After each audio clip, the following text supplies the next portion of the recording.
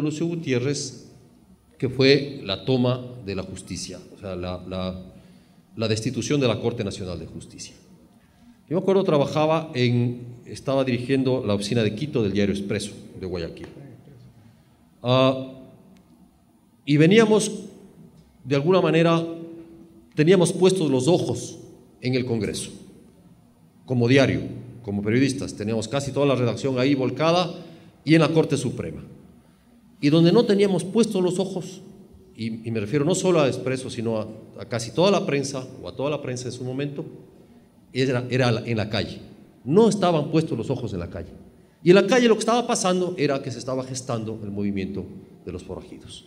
Entonces me acuerdo, hoy un político, después fue diputado, asambleísta, César Montúfar, se paró solito, con su bandera en una esquina, con su bandera del Ecuador, él y 4 pelagatos, como se dice ahora, ¿sí? Y empezó a agitar bandera y empezaron a generarse movimientos ciudadanos en casi todas las partes de la ciudad, y luego se construye a partir del movimiento radial de Radio de la Luna, se va construyendo toda una integración de estos grupos que salen a la calle, que están en la calle y que empiezan a generar marchas, en ese tiempo marchas nocturnas, ¿de acuerdo? Una primera marcha, las antorchas, y nosotros no estábamos viendo eso, estábamos viendo al poder, estábamos viendo en ese momento al poder, estábamos viendo al Congreso, estábamos viendo lo que pasaba en la Corte, pero no estábamos viendo al verdadero poder, que era el poder ciudadano en ese momento. Y yo recuerdo, terminaba mi cierre, 9 de la noche, y salí para la calle y pongo la radio y estoy escuchando Radio La Luna y empiezo a escuchar que se empezaban a transmitir una marcha, ¿no es cierto?, que no sabíamos de dónde había salido, casi espontánea. Entonces yo me devuelvo y voy a hacer la historia esta para la segunda edición. Y eso nos pasó a muchos los que estábamos en medios, reaccionamos tarde a ese proceso, porque estábamos poniendo los ojos en el poder, en lo que consideramos el poder. Y ese es el problema a veces de la prensa. Ayer, hoy y creo que mañana también, que estás poniendo los ojos en el poder o lo que crees es el poder y no estás viendo lo que está pasando en la calle. Entonces yo creo que ese es, insisto y valoro la posibilidad de la participación de la gente como postura cívica respecto a lo que hace el poder, pero también a lo que hacen los medios, sean públicos, privados, comunitarios, lo que sea. Un espíritu crítico es fundamental para alimentar, para enriquecer la visión de los cocineros de las noticias, que somos los periodistas, que estamos ahí haciendo el merenjurje de mañana, ¿no es cierto? Y viendo por dónde puede ir la información. Yo creo que, de todas maneras, es un tiempo complejo. Yo creo que el periodismo tiene que dar cuenta de la complejidad de estos momentos, y no, cuando hablo de complejidad no estoy hablando de dificultad, sino estoy hablando de las distintas derivaciones que se dan de los propios procesos políticos, sociales e individuales en estos momentos históricos. Es decir, todo está atado, todo está integrado, tenemos que entender que una cosa conduce a la otra, tenemos que entender que hay consecuencias de nuestros actos, tenemos que entender que no es un problema de buenos o malos en este momento, sino que es mucho más complejo. Yo creo que la libertad de expresión tiene que ver con eso. Entender al otro en su propia posibilidad, entender que el otro, es decir, quien no está de acuerdo, tenga la posibilidad de decir lo que piensa, incluso sin temor a las consecuencias. Porque también se ha sembrado la idea de que uno tiene que responder, ¿no es cierto?, o tener consecuencias sobre, pero ¿quién define, o consecuencias sobre lo que dice o hace? ¿Quién define esas consecuencias? ¿Cómo se plantea?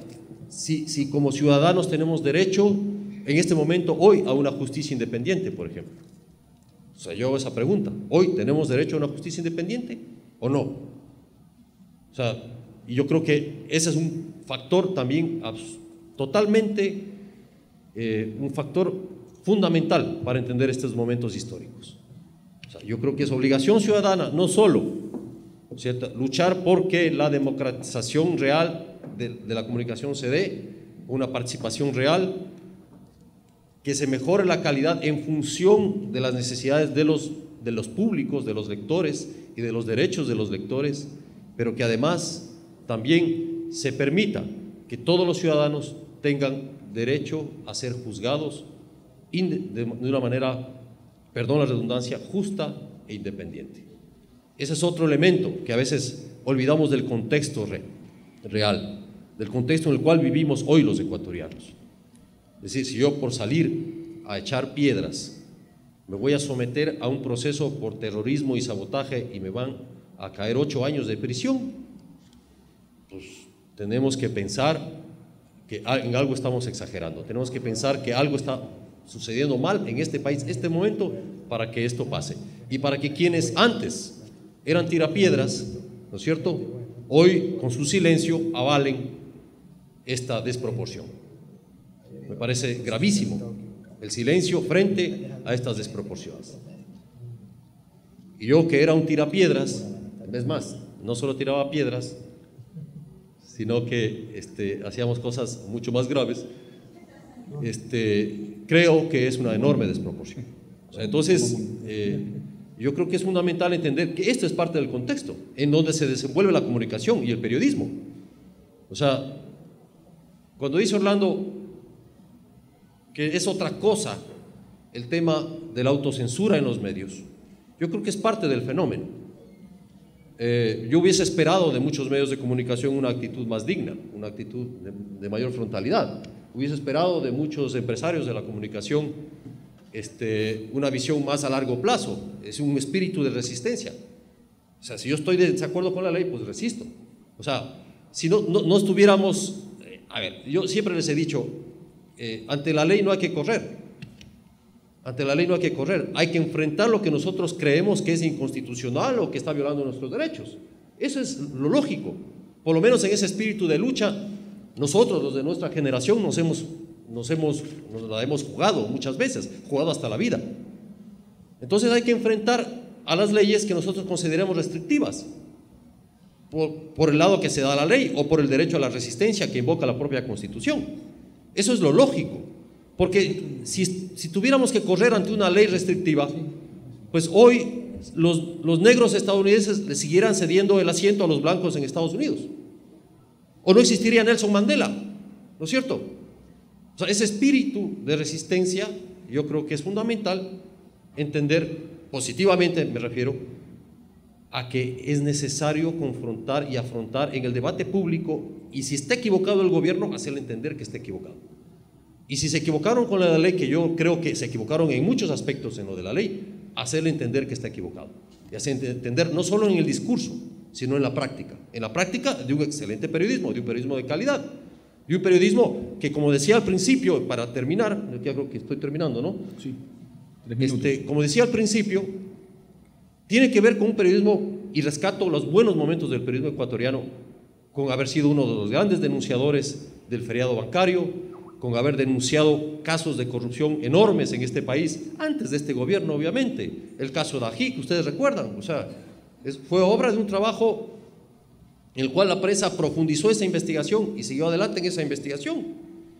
O sea, el caso Restrepo, donde la prensa trabajó por los derechos humanos y por los derechos de la familia de estos niños desaparecidos y asesinados por la policía del Ecuador, por elementos de la policía, etcétera, etcétera. O sea, no quiero yo alargarme ni hacer una apología de méritos, pero yo creo que es importante señalar y fundamentar, o sea, que la prensa no es que ha sido hasta el 2007 lo peor del mundo, no, cometía gravísimos errores también, y los cometía cuando pertenecieron a grupos económicos, bancarios, que sí usaron, ¿no es cierto?, sus ondas, sus canales, para poner la información al servicio de sus intereses particularísimos y de sus guerras incluso interbancarias. Para eso se usó sobre todo la televisión en este país en la década de los 90. Entonces, claro, lo uno es consecuencia de lo otro, pero tampoco dejemos de desconocer lo que ha sido la prensa en el Ecuador y las luchas que ha tenido por el mejoramiento social y los derechos humanos. Muchas gracias.